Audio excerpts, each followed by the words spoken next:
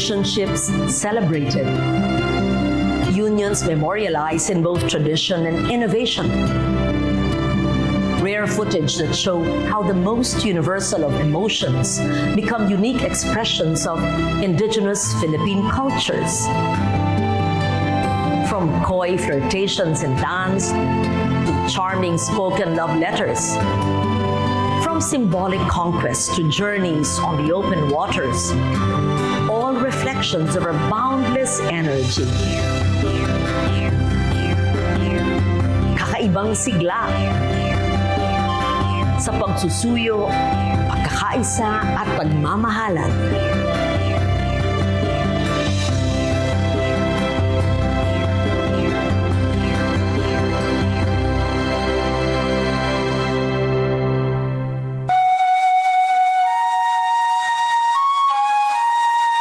Eduardo Masferes' photographs of the people of the Cordilleras will always be an outstanding record of how the animists of the mountain range lived and dressed.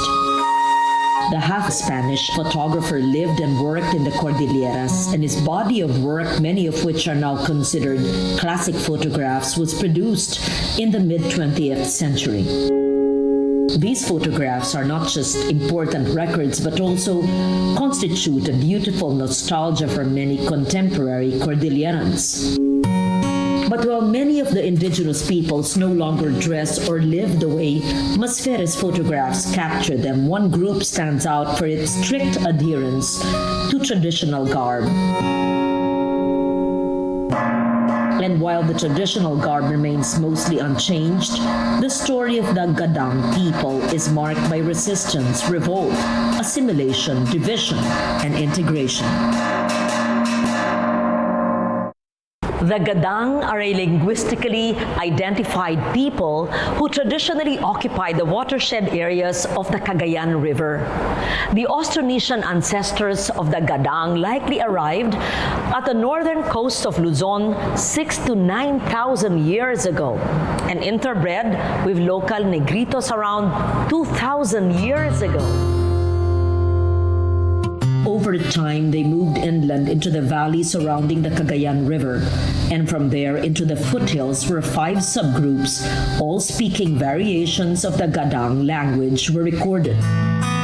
Early expeditions like the one led by Juan de Salcedo in 1572 brought Spanish rule into the Cagayan Valley. In 1596, the Diocese of Nueva Segovia was established in Cagayan, and with that, the arrival of the Dominicans. Shortly after, in 1608, the Gadang were first recorded in the Spanish annals. The Gadang did not take lightly the intrusion and the imposition of a new religion and the forced tributes of the Spanish. They revolted in 1621 and then again in the late 1700s. Still, while many chose to convert, others chose to move higher upland. Today, the Gadang still occupy the upper reaches of the Malig River, where they are mainly found in the municipality of Paracedes. But scattered communities are also found in the highlands of Kalinga, Apayao, Eastern Bontoc, and Isabela. In 1997, the Indigenous Peoples Act recognized the Gadang as an indigenous people with political structure and a right to ancestral domain and the right to education in their mother tongue. Still, for many of the upland Gadang, survival remains a challenge. Like many of the Cordillera IPs, many young Gadang have sought new lives and careers in the city and abroad. But for those who have remained, many aspects of the traditional Gadang culture are a link to their history and to a unique and enduring identity.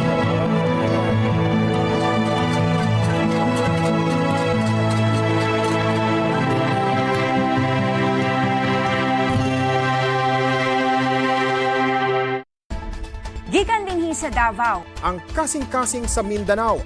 Ako si Vina Araneta. Ako si Zay Lagang. Maghatod og mga labas, naguna og mahinungdanong balita. Lunes hangtod Biyernes, sa PTV Regional News Block. Dinhilang sa inyong People's Television.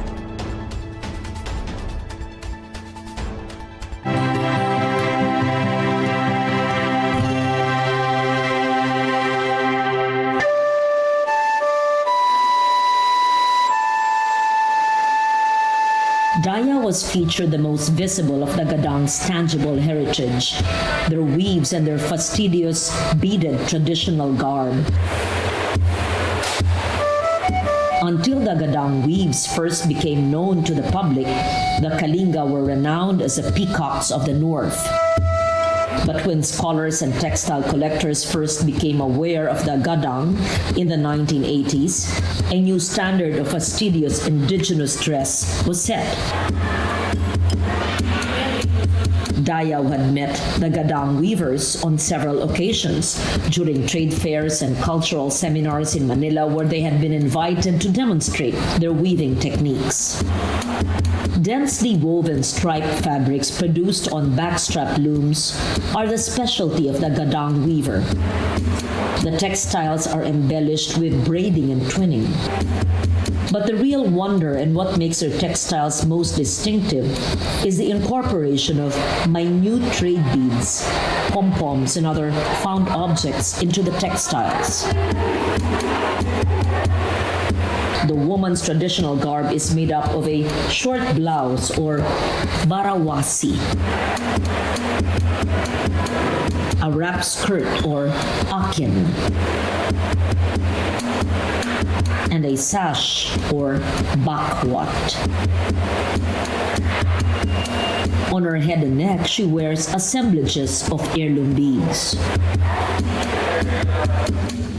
The male garb is composed of a short sleeveless blouse or kuton, a loincloth or abag, and a cape with tassels and pom-poms or tapit. A red bandana and a wooden cap with shell platelets are topped with feathers. Both men and women keep their belongings in the sayay, a red pouch bound by silver rings. Scholars have described the full effect of a Gadang ensemble as visually arresting, even magical.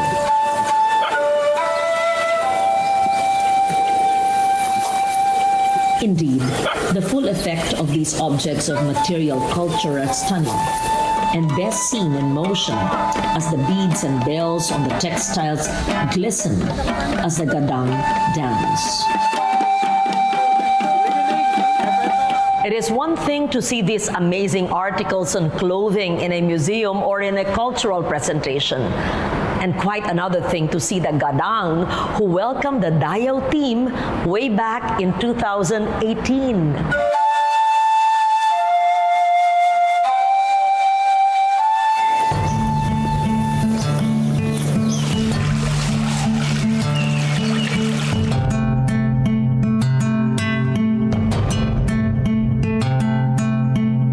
Invited by the elders of Paracelis in Mountain Province to document their intangible heritage of chants and rituals. The elders were afraid that many of them would soon be gone, and that there would be no record of what was still remembered and highly valued.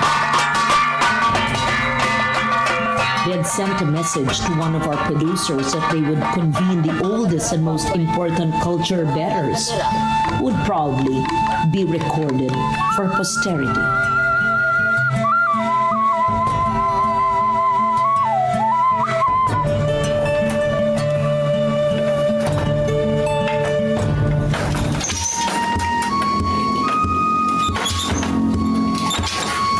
Weaving has become a viable cottage industry for the women.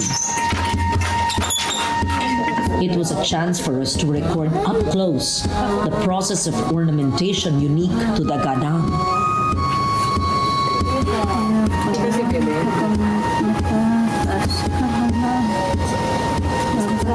Marcelina Balansi and Amparo Balansi Mabanag are both master weavers who have been weaving since 1985. Both also specialize in the intricate beadwork. Mabukat ang tawag namin dito. Bukat po, yung nagkakabit ng itong, kasi tawag namin sa bukat is, sa bead is bukat. Kailangan kasing sinusukat muna bago tusok para maipit yung beads para hindi siya naglalaro.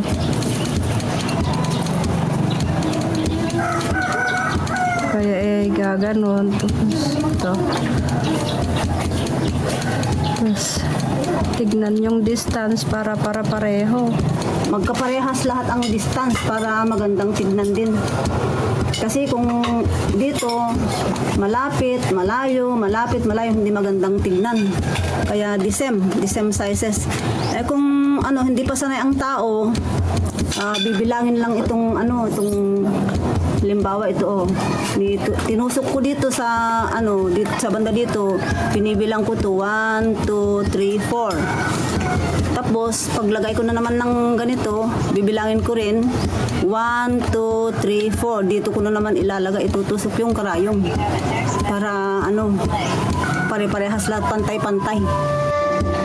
Proudly, Amparo showed off her heirloom pieces. Itong dalawang klase na design namin, itong lalad at saka inang mata. Yung sabi ng mga magulang namin noon, yung mga ninuno namin, yung lalad, gamit ng para sa mga medyo wala.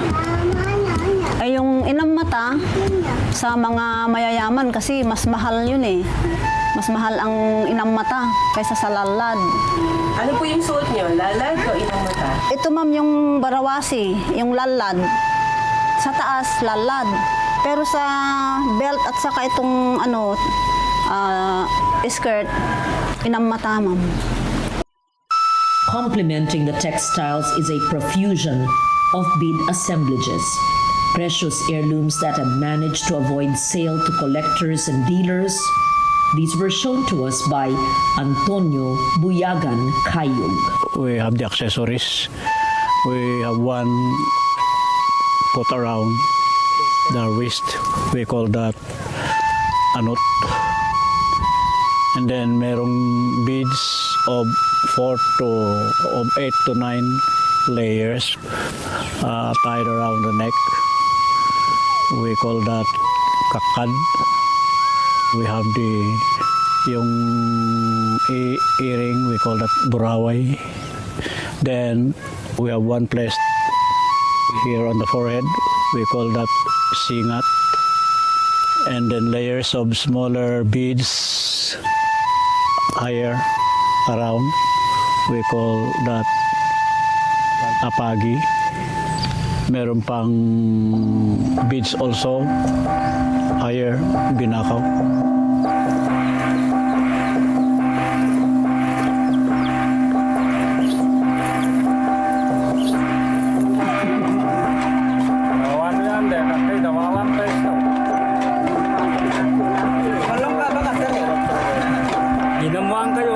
Among the elders gathered, we spotted a rare example of gadang tattooing on Lami Bayungan.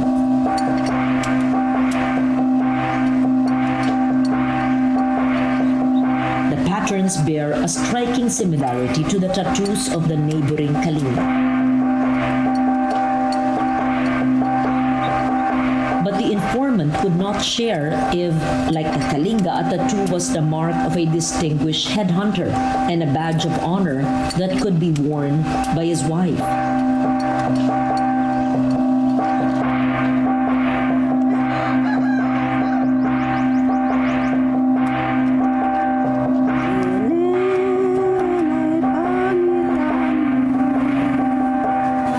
It is easy to be overwhelmed by the wealth of material culture. It is especially heartening to know that government support has encouraged a healthy revival of weaving among the women. Matagal na hindi namin nung napabayaan ang kultura namin, yung pagwiwi, beadworkings, tapos yung mga embroidery. dahil walang nagturo, walang interesadong matuto o mag-aral. Pero nung may program na yung ng NCCA, doon nagsimula. Kinuha nila ako na cultural master ng weaving, lahat yung beadworkings at saka yung embroidery, accessories making. Doon nagsimula na hanggang ngayon, ongoing na ginagawa namin.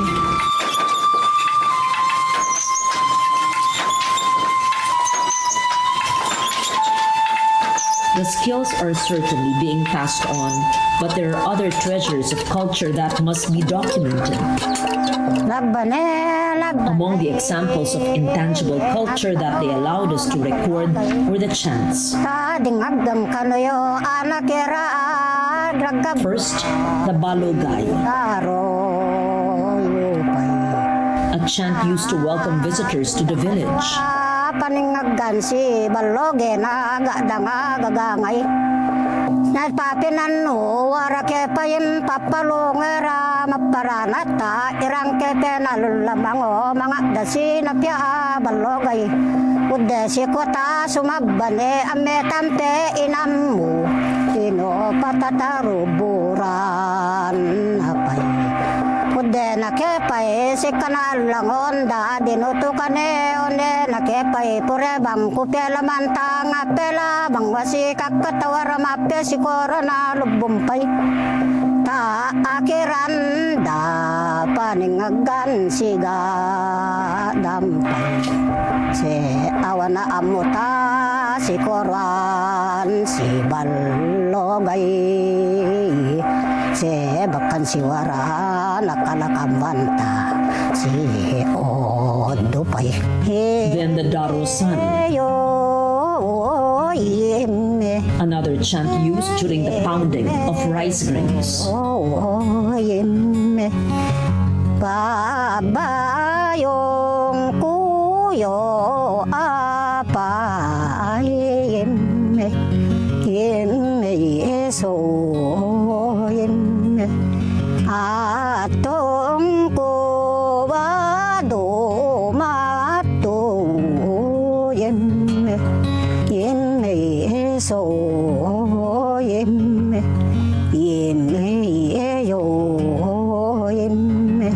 alo ka banutan so an bumbu da tarok ko mabayo to apay ko wara kayo ka. And finally, the alingwan, nakirayo sa sapitang kuya se chanted before newlyweds. so kayo lang miss kwele aray pating iyang ipas ni daw lang yan madalta mayon lampe tuntulan no kami papalongo aga daang ta madal kayo se wara so kami maparana dawe awaning kaya nadal si tata si kami one ang gando na no may parehas kayo na so kami tanawaran lang aray pas ni daw miskwela ta may buwa dandamban no mga tawa si ilo deta aliwa maalamang anakira noy maudya no mga tawa udde na no makarap patete peso ang ganta iskwela ne kasi tampe na dandamban ni mga tawa anakira antiyawin no itutung kusi kayo anakira sen nakabayo barkada yo ono nakabayo The last chant was most appropriate as it gave advice to the newlyweds about the qualities of a successful union. Kainga nantalampaya maparana ang kayo penain makaapasin adala. The kind that we would record over the next few days at Dayaw stayed with a gadang of Paracelis.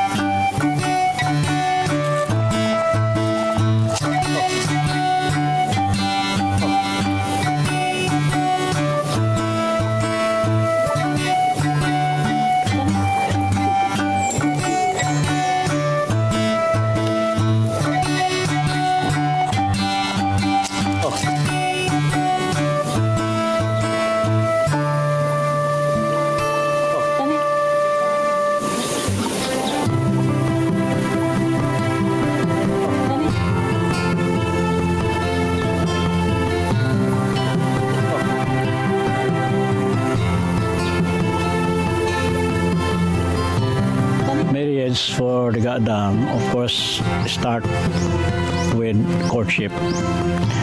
But in the earlier times, there was no formal courtship between a boy lover and a girl. There are two instances we call the parental arrangement or parental engagement, where two couples agree that when they will have child later on, their children will marry. And then the second instance is when the boy is grown up and begins feeling in love. He has the freedom to choose whomever he would want to marry. And so there is courtship. And then the processes of courtship is, of course, when there are occasions, when they meet, they talk together. Maruga kepe mamaltok. Ne iti takaluda manam. But most of all, courtship is done with the parents.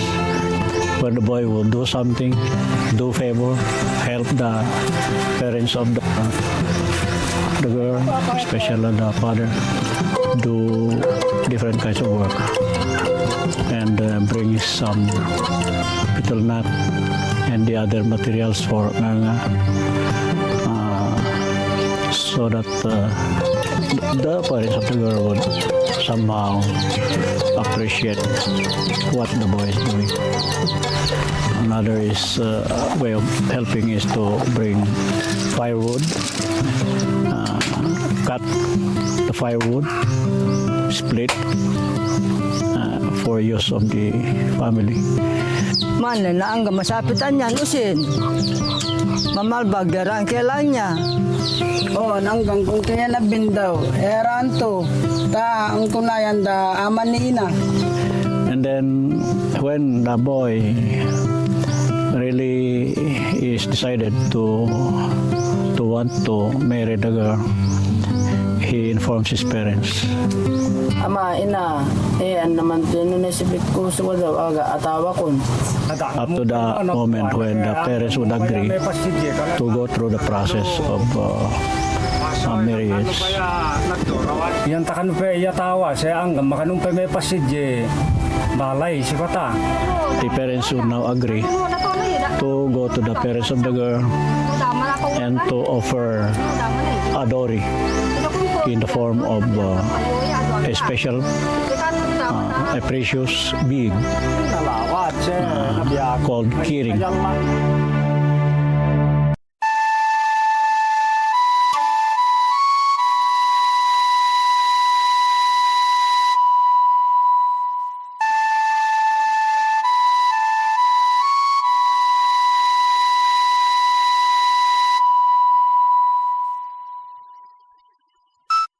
They go to the house of the girl, to the parents, and talk to them, bringing along their son, and informs the parents of the intention of the boy to marry the girl.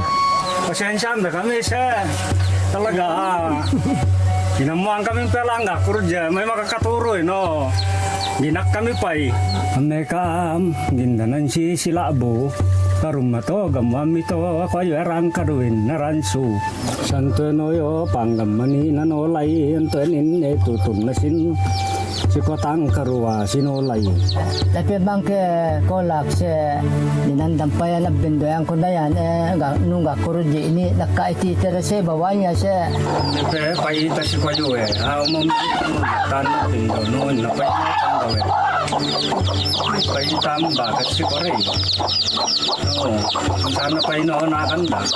Ayaw, pawaan ko may paye, mami pamuldo te, kola kino, ongkwa, gawan no. Gawan ko yaw, diyawan kay piin na naman tamte, tatabang ito pabing. Pagkakafali no ang gamyabin mo pa ya. O minimeta ako lang. One, isang tamaman to. Ano, nasikunda, ito na nga na si Ametama. Aray, yan naman to yan. Awan din ito. Talaga. Hanggang kuyaw. Awan din na. Nanu. Hindi na yung masa. Talaga. Ito pa yan nanusong pala niyan. Anak ka rin.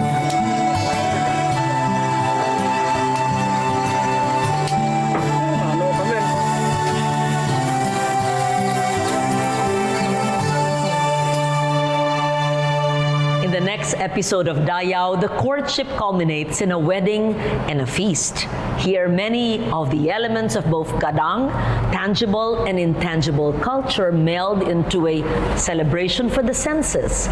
Music, textiles, chants, dancing, all celebrating the aspects of Dayaw, our knowledge, our pride.